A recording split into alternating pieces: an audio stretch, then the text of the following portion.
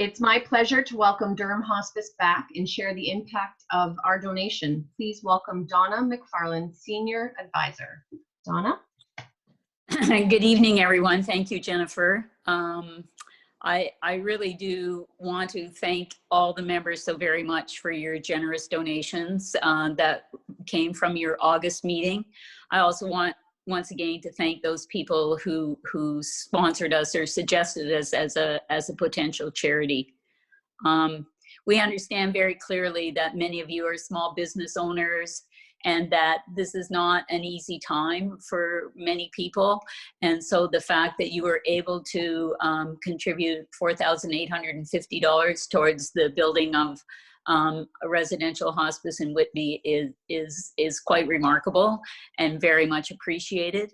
I know many of our board members did some short videos. They weren't very professional, but to send along to share with their thanks, because every donation makes a difference when you're trying to build something new. And just so that you know, for instance, in one hospice room, a hospital bed in that room can cost almost $10,000. So your contribution bought half a bed. I don't know whether it was the top half or the bottom half, but it's, you know, that's the kind of thing that it does, that $4,850. So it does have an impact.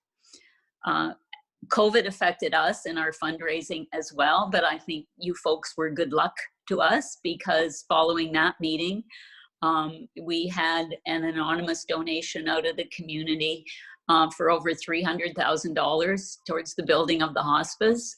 I think word just gets around, and all of a sudden things happen. So whether you think what you give is a lot or not, it is, because for every donation, the word goes a little wider, and it really is helpful. Also in September, following that meeting, we had the Smile Cookie campaign in Durham region. That was the Tim Hortons Smile Cookie campaign.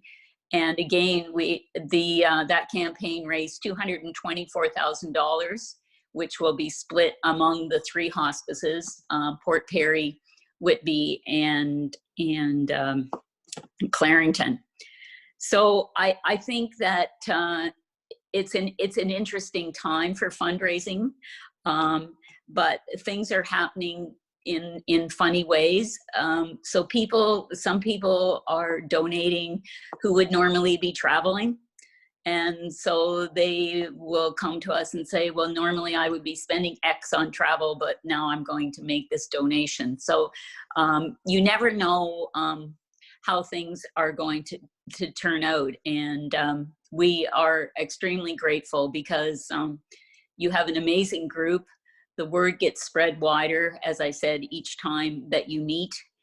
And so just today we had a young 10-year-old girl in Ajax, made bracelets, sold them for either 50 cents or $1, raised $1,025, and decided to give it to hospice. So, you know, there's so many good news stories out there.